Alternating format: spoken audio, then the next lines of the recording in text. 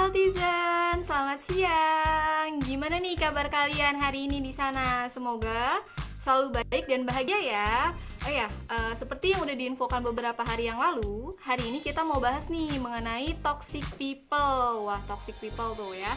Sama seorang psikolog muda cantik yaitu Kak Friska Melinda Iskandar. Nah, Kak Friska ini telah menyelesaikan pendidikan sarjananya di Universitas Pelita Harapan dan telah menyelesaikan pendidikan Magister Profesi Psikologi di Unika Atmajaya Jakarta. Nah, selain itu, Kak Friska juga telah mewakili Provinsi Banten di Miss Grand Indonesia 2019 loh. Keren banget kan? Oke, langsung kita undang Kak Friskanya aja ya. Halo, Hai Kak Friska, selamat siang. Kang, apa kabar? Gimana nih Kak kabarnya nih Kak? Hai, kamu gimana? Oh, aku juga baik dong, selalu baik. Apalagi mulai sama Kak Friska nih. Ya. Oh ya Kak, seperti yang udah diinfokan beberapa hari yang lalu, hari ini kan kita mau bahas tentang toxic people nih Kak ya. Nah, banyak banget nih yang pada nge-DM, yang pada komen tentang toxic people. Tapi mungkin sebelum itu aku mau nanya dulu nih Kak, kalau toxic people itu dari sisi psikologi itu seperti apa sih Kak? Oke, jadi yang namanya juga toxic beracun gitu kan. Berarti intinya adalah Manusia toxic beracun, oh, bukan ya? gimana dari sisi psikologi. Jadi intinya adalah bahwa toxic people ini baik dari segala perkataannya atau dari tindakan atau dari perilakunya membuat orang-orang lain di sekitarnya menjadi cenderung terbawa ke dalam vibe yang negatif gitu. Kemudian juga bisa membuat orang-orang lain di sekitarnya merasa lelah secara emosional gitu. Jadi kalau dekat orang ini kok bawaannya kok nggak happy ya, kok bawaannya capek, emosional, kok saya nggak enjoy sama orang ini, atau bahkan bisa membuat kita jadi sebel sama diri kita, jadi mempertanyakan tentang keadaan diri kita. Saya nih layak nggak sih sebenarnya? Saya ini benar nggak sih pola pikir saya? Saya ini salah atau enggak sih? Gitu. Bisa membuat self esteem kita menurun, self confidence kita menurun, merasa negatif dan lelah secara emosional. Kurang lebih seperti itu. Oke. Jadi intinya kalau deket sama mereka tuh bawaannya ada aura-aura negatif gitu ya Kak ya? Karena kita ngerasa kayak nggak nyaman juga ya, betul ya Kak? Betul. Oke. Kalau untuk ciri-ciri seseorang itu bisa dibilang toksik itu ciri-cirinya seperti apa Kak? Ya, kurang lebih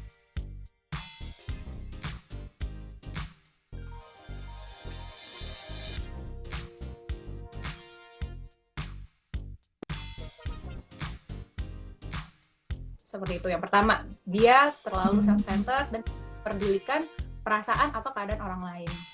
Seperti itu bisa. Atau juga bisa kadang karena dia akhirnya segitu manipulatifnya, dia bisa melakukan segala cara gitu untuk mendapatkan apa yang menjadi maunya tanpa peduli perasaan orang lain, sehingga akhirnya dia melakukan segala cara, dia melakukan yang namanya manipulatif, perilaku manipulatif. Atau bisa juga orang yang terlalu bergantung sama orang lain, terlalu manja, terlalu dependent ke orang lain gitu. Jadi ngintilin terus. Bayangin kalau dia ngintilin orang terus kan ya capek juga gitu kan. Bener, risih ya Kak ya jadinya ya. Atau orang-orang yang terlalu dominan ya, yang terlalu over control gitu. Jadi pengennya ngontrol segala hal, termasuk hal-hal yang sebenarnya menjadi hak pribadi orang lain gitu misalnya. Itu dia juga mau kontrol, dan mungkin itu kan bisa jadi ya, toxic people itu kan biasanya orang-orang yang ada di sekitar kita, karena kita hubungannya dekat, jadi mau nggak mau mungkin kita karena mau respect atau merasa nggak enak kita nurut, padahal sebenarnya kita nggak mau, tapi ini orang wajib kontrol diri kita. Lama-lama juga bisa jadi wah capek nih ngikutin maunya dia terus ya, ngintilin kita, atau dia terlalu over control kita, atau dia terlalu manipulatif, dia abusive, atau dia complain terus, tipe complaining gitu. Jadi apapun yang ada di diri kita kok dikomplain, atau misalnya dia selalu membahas hal negatif Kayak misalnya zaman kemarin ada tuh yang nanya, iya nih banyak orang gibah di sekitar aku, ketemu bah aja terus kan. Saya nggak mau ngomongin ikut-ikutan, padahal kita juga nggak seneng, kita tahu bahwa ini salah nih, tapi dia ngajakin terus untuk gibah misalnya, ya udah jadi kebawa-bawa juga, itu juga bisa tuh. Kayak gitu. Nah, dia kan suka kayak ngajakin gibah gitu. Sebenarnya kita kayak nggak mau gitu kan Kak, tapi sebenarnya kayak cara yang tepat untuk menghadapi orang-orang toksik itu tuh seperti apa tuh Kak? Oke, jadi cara yang tepat, kita perlu tahu bahwa kita nih punya hak ya, Mia. Kita sebagai manusia yang sudah dewasa, mandiri gitu, kita punya hak untuk memilih dan memilah siapa yang mau kita dekat, hal mana yang menurut kita baik, hal mana yang menurut kita enggak, dan sampai batasan-batasan mana kita bersedia gitu untuk kita pasti berbeda kan. Saya punya prinsip pribadi, Mia punya prinsip pribadi. Tapi sampai sejauh mana, saya mau tahu kepada prinsipnya Mia, dan begitu juga sebaliknya. Mia bersedia untuk menyesuaikan dengan saya, itu kan kita punya hak. Nah, ketika kita tahu ini ada orang yang toksik, ya berarti kita harus tegas nih sama diri kita bahwa jadi yang pertama kita harus notice dulu, aware. Ini orang nih kayaknya sudah mulai membawa pengaruh buruk deh untuk saya. Yang tadi ciri-cirinya, kok kalau saya deket dia vibe-nya negatif mulu ya. Aduh, kok kalau saya deket dia kok rasanya lelah ya secara emosi, kok capek yang ngeladenin ini orang. Nah, kalau kita sudah merasakan hal-hal tersebut, itu kan sudah indikasi. Berarti kita kena toxic karena kita nggak happy. Happy gitu. Enjoy nggak deket orang itu? Begitu sudah tidak enjoy, jadi ya mungkin kita perlu bersikap tegas untuk menjaga batasan.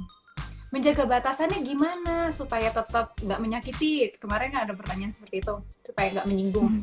Jadi kita lakukan hal-hal normatif aja secukupnya.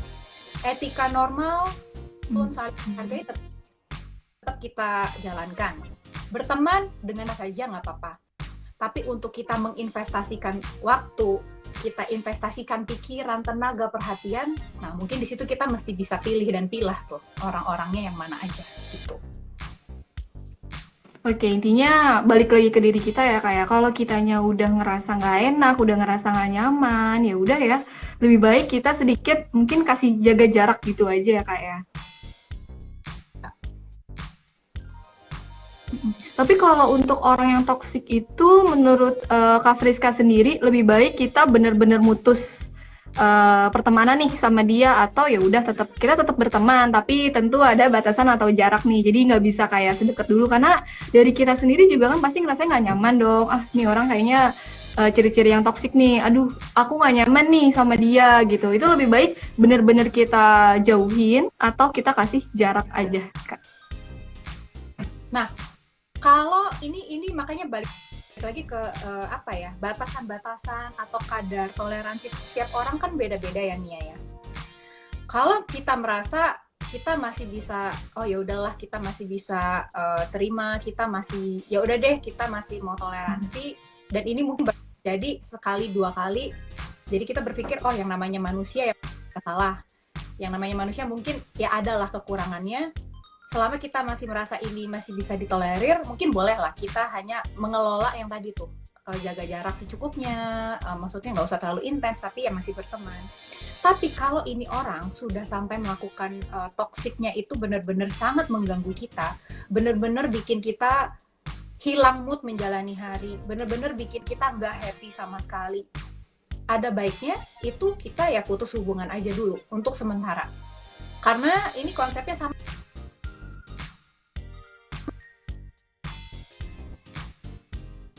Stop dulu kan, mungkin Mia tahu istilah detox. Orang kalau lagi mau diet aja mesti detox dulu gitu. Dari makanan-makanan kotor. Jadi ketika kita mungkin sudah merasa kepenuh, kita buang racun-racun. Kebanyakan toksik, mungkin kita butuh detox dulu nih. Kita butuh masa tenang untuk detox. Nah, caranya gimana ya? Berarti memutus hubungan untuk sementara waktu dengan orang-orang yang memang merupakan toxic people. Oke deh, Kak Friska. Jadi kemarin itu ada yang tanya, Kak, kalau misalnya temen kita itu tukang minjem duit, itu termaksud orang yang toksik bukan, Kak? Kalau temen kita suka minjem duit, itu termaksud yang toksik bukan, Kak? Kalau, nah ini dia nih, segala sesuatu itu kan sebenarnya kalau dilakukan secara berlebihan pasti jatuhnya tidak baik. Minjem Benar. duit kalau memang sangat urgent, kalau dia tahu diri ketika setelah minjem nggak lama pasti ngebalikin, ya berarti kan dia nggak menyebabkan kerugian apa-apa sama kita. Bukan toksik ya. Tapi kalau misalnya dia menjadi kemudian dia seenaknya minjem terus, ibarat kita tuh kayak ATM-nya dia, sampai kita sendiri akhirnya kok ngerasa kalau dia mau minjem, aduh ntar nggak dibayar nih, aduh kapan dibalikinnya sih, ntar jadi beban pikiran, nah itu berarti sudah toksik ke batas itu. Oke, oke.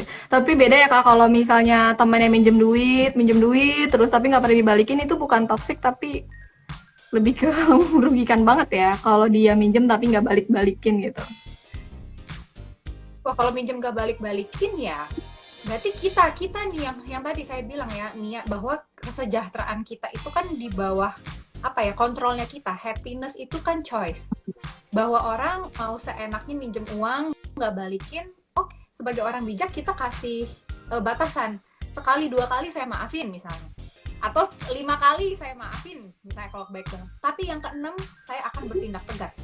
Saya memilih kesejahteraan saya akan mengusahakan kebahagiaan saya dengan tidak meminjamkan kamu uang, karena ternyata kamu tidak tepat janji, kamu seenaknya, kamu tidak hormat, kamu tidak respect terhadap saya, kayak gitu. Oke. Oke ya, Kak. Jadi kalau itu kan mengenai toxic people yang umum ya, Kak ya. Tapi kalau dalam relationship nih, Kak, gimana nih, Kak? Karena banyak banget kemarin yang nanya kan, toxic relationship itu seperti apa, terus gimana? Itu Ya, gimana kalau tuh, Kak, kalau toxic relationship? di relationship bisa ya tadi yang saya bilang, misalnya dia tipe posesif, ada kan yang posesif banget sampai ngelarang ini itu. Kita mau makan harus lapor, mau mandi harus lapor, mau mau Aduh, itu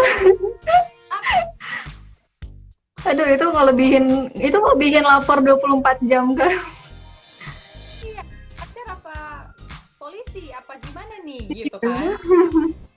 Ada yang posesif itu toxic di dalam hubungan, atau misalnya juga yang kontrol, tukang kontrol, jadi kita apa-apa harus nurut sama dia, apa-apa harus sesuai maunya dia, mau pergi dia yang pilihin baju, mau makan dia yang pilihin menunya, mau beli apa pokoknya harus sesuai maunya dia, padahal kan itu belum tentu sesuai dengan maunya kita misalnya, tapi kita harus yang terus, harus kita yang ngalah terus gitu.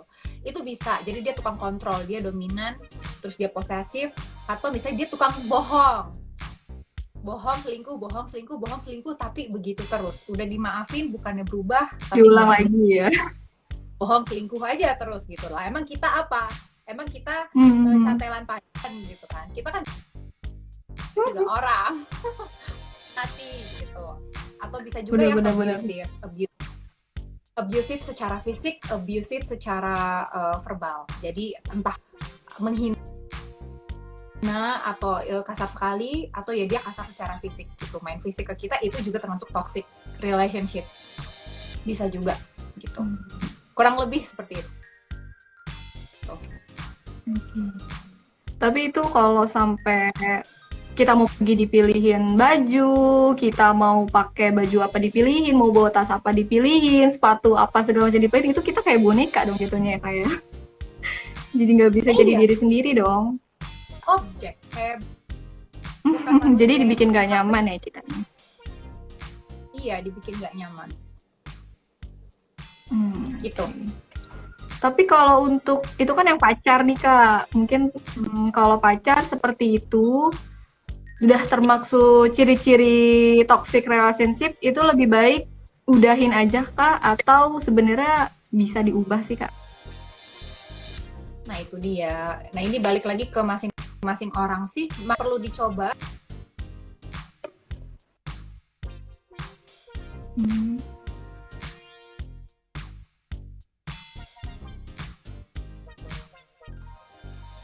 Kita kasih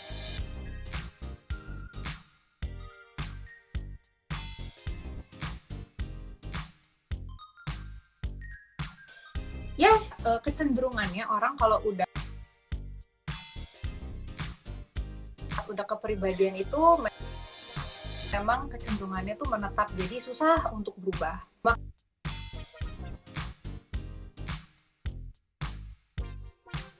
Hai Kak, dapat gangguan lagi nih. Kak Friska. Iya, denger sayang. Sampai mana tadi aku ngomongnya? Iya, setiap orang kan pasti punya sifatnya. Kalau emang dasarnya sifatnya dia udah seperti itu, gimana tuh Kak tadi? Jadi ya itu tadi langkah-langkahnya mungkin ya untuk awal-awal kita bisa lah kasih kesempatan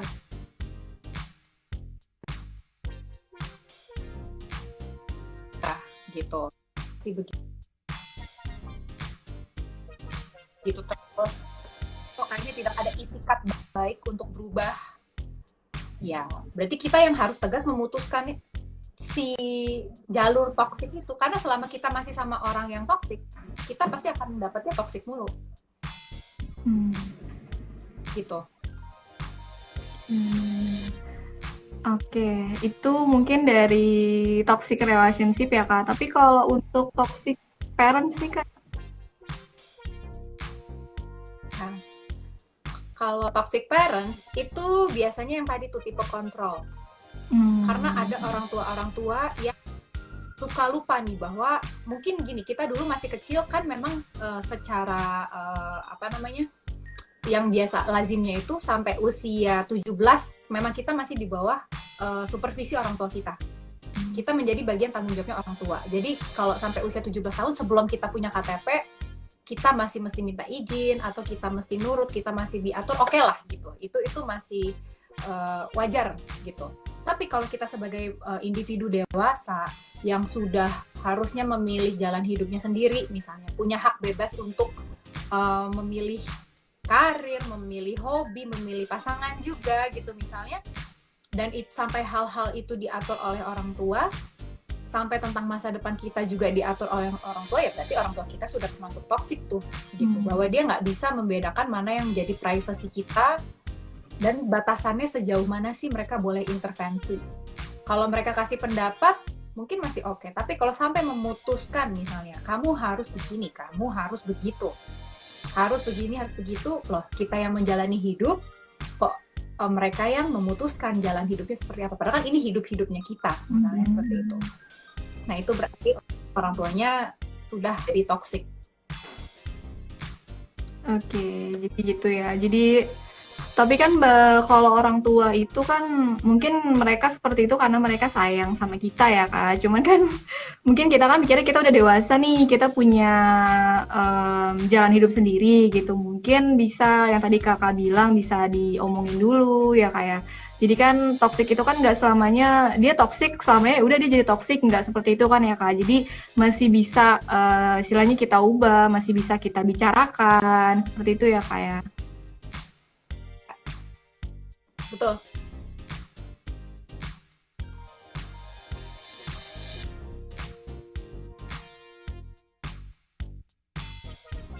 Kak.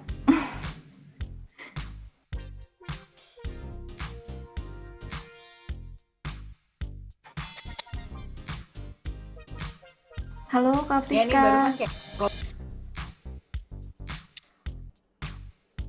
Oh udah denger ya. Tadi sempat hilang lagi soalnya. Oh ya Kak, nih ada beberapa pertanyaan. Mungkin ini nih Kak.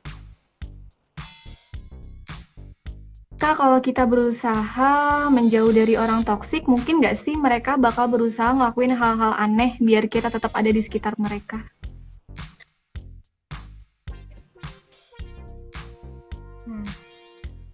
Kalau pertanyaannya kayak gitu itu mungkin banget nih ya, karena yang namanya orang toksik yang balik lagi ke yang tadi saya sudah sempat bilang, mereka kecenderungannya adalah egois, cuma mikir dirinya sendiri. begini ya begini, maunya gue begini ya begini, harus terjadi. Nggak peduli, kita udah kepenuhan toksik karena dia. Tapi bahwa dia mungkin banget kalau mereka akan melakukan hal-hal aneh gitu untuk mempertahankan kita tetap kena toksiknya dia, tetap kena.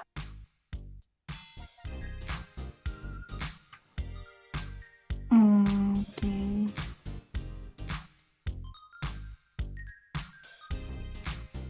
Kita punya harus kita memperjuangkan diri kita, mau siapa lagi? Kalau bukan kita yang ngebelain tegas kita, ini bukan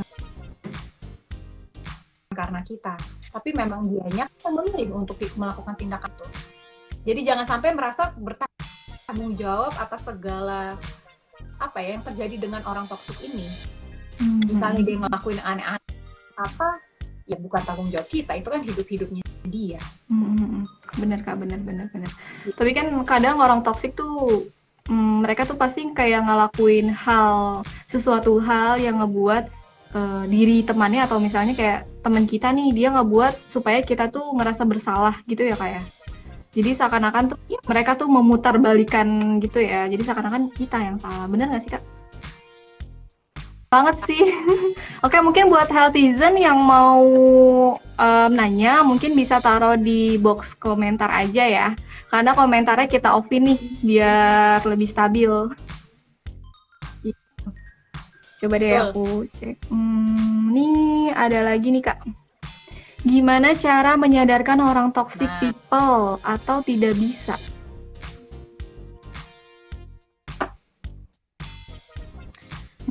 Nah ini yang tadi ya, bahwa satu-satunya cara yang bisa kita lakukan adalah mencoba untuk memberitahu dia supaya dia mau berubah.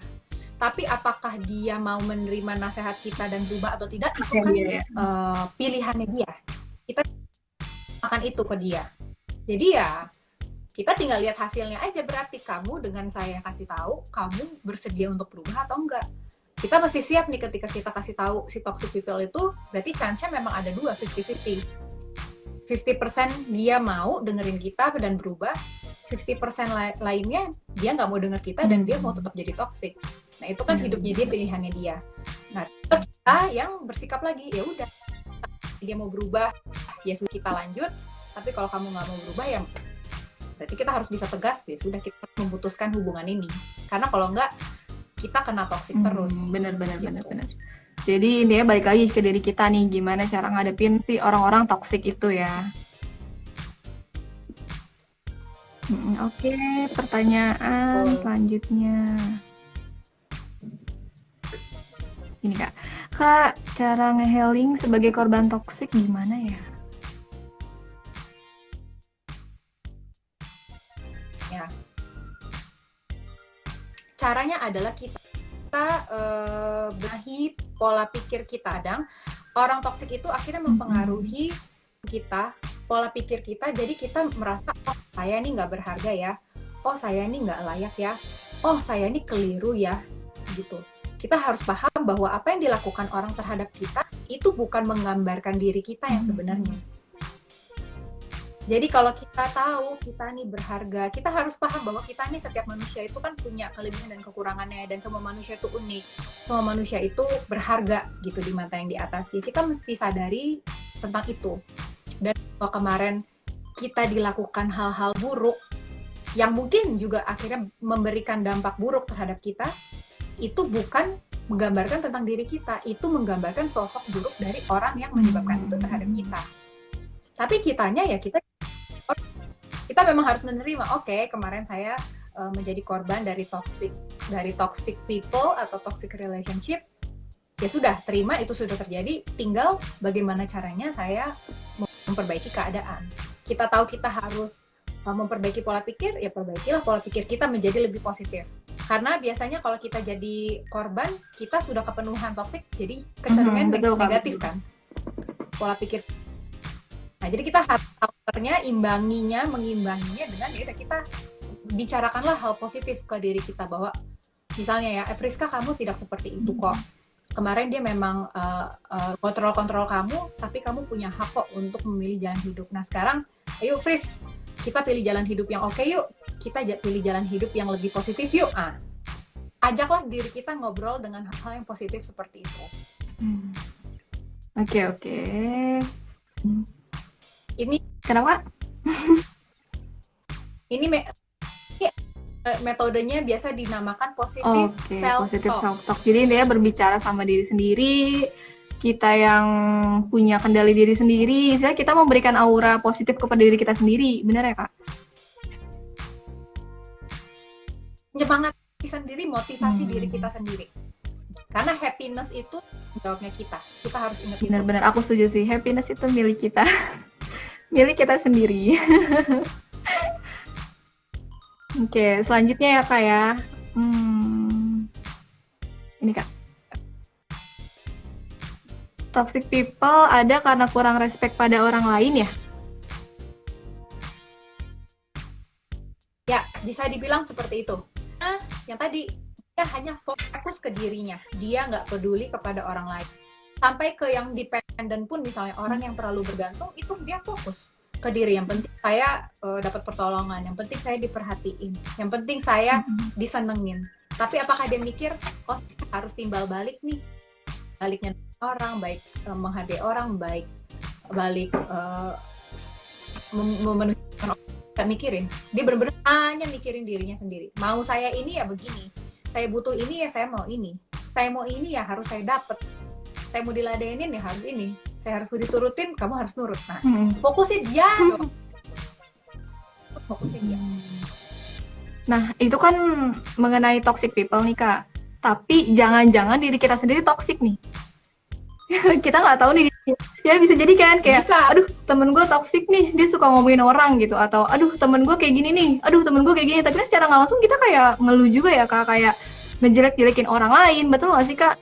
Itu jangan-jangan diri kita ini toxic nih. Gimana sih cara mengetahui kalau ternyata diri gue juga toxic loh gitu. Gue ngejudge orang dia toxic, tapi gue sendiri suka ngatur-ngatur pacar gue, kayak misalnya kamu harus siapin rumah jam segini kayak gitu-gitu, kamu harus jemput aku gitu. Jangan-jangan diri kita sendiri juga toxic ya kayak. Mungkin gimana sih cara kita tahu kalau diri kita sendiri itu juga toxic? Nah, paling gampang nih ya untuk tahu kita toxic atau enggak. Jadi gini, setiap kali kita habis melakukan sesuatu, atau jangan sebelum kita mau melakukan sesuatu ke orang, misalnya sebelum saya mau komplainin Mia terus, saya coba bayangkan kalau hal itu ada orang lain yang melakukan terhadap diri saya. Jadi kita coba bayangin dulu, seandainya saya yang diginiin, saya seneng nggak sih? Misalnya saya mau ngontrol, misalnya saya cowok ya, saya pacarnya Mia, saya mau ngontrol Mia harus pakai baju warna ini, harus yang tertutup, mesti selonggar mungkin, tidak boleh kelihatan apapun. Nah, aku sebagai cowoknya Mia harusnya untuk tahu ini saya kelewatan atau enggak ya. Coba seandainya ya, saya bayangkan seandainya Mia juga ngatur-ngatur aku seperti itu. Friska, kamu harus pakai baju ini, kamu nggak boleh begini, kamu nggak begitu. Enak nggak? Seneng nggak? Nyaman nggak? Nggak nyaman. Kalau kita digituin. Kalau kita merasa nggak nyaman, berarti jangan lakuin.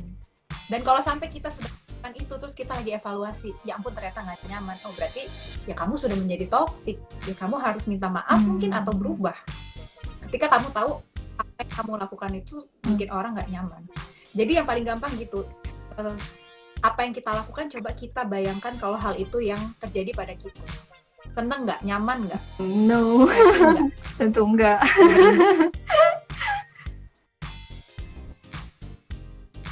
Itu karena orang kemungkinan juga pasti merasanya seperti itu. Dan harus rendah hati untuk mengakui, karena kadang toksik juga bisa gini ya. Loh, jadi aku ngatur-ngatur keterlaluan nggak ya? Oh enggak, ini kan wujud sayang aku misalnya. Ini kan justru kayak sayang sama dia nih. Ini bentuk perhatian aku. Kadang ada orang yang membenarkan seperti itu. Cuma ya udah tinggal dibalik. Kalau kamu digituin mau nggak? Mungkin kalau dikasih tahu sebagai masukan positif yang baik sewajarnya ya itu terima kasih gitu, seneng. Tapi kan kalau berlebihan, balik lagi kayak yang tadi, segala sesuatu yang berlebihan itu nggak pasti jatuhnya nggak. Aku setuju banget sih sama apa yang Kak Friska bilang. Intinya sebelum kita mau melakukan sesuatu, kita harus berkaca dulu. Kira-kira kalau kita mau ngelakuin itu, bener atau enggak, atau bikin dia nyaman atau sebaliknya gitu. Jadi biar kita juga bukan tipe orang yang toksik gitu. Bener, aku setuju banget. Aduh, ini pembahasannya sih bener-bener menarik banget. Bener-bener seru banget. Cuman kalau toxic people ini kan jangkauannya luas ya, kayak mungkin kita bisa sampai besok pagi nih kalau kita mau lanjutin. Cuman karena keterbatasan waktu juga, mungkin Kak Friska juga, aku sebelumnya terima kasih juga nih Kak Friska udah meluangkan waktunya mau live bareng kita, mau berbagi ilmu juga sama Healthizen di sana. Aku tahu sih Healthizen pasti kecewa banget, tapi buat Healthizen, pertanyaan-pertanyaan yang tadi udah dikasih dan belum sempat kita jawab, aku juga mau mengucapkan minta maaf juga nih sama Healthizen. Terutama sama Kak Friska juga, maaf ya Kak, tadi mungkin sambungannya agak keputus-putus. Oh, Pak. Oke deh. Iya ya, namanya koneksi kan kita juga nggak bisa matur. Oke, mungkin nanti kita akan melakukan live lagi, tapi di bulan depan. Sampai ketemu di live selanjutnya. Sekali lagi terima kasih banyak Kak Friska. Dadah!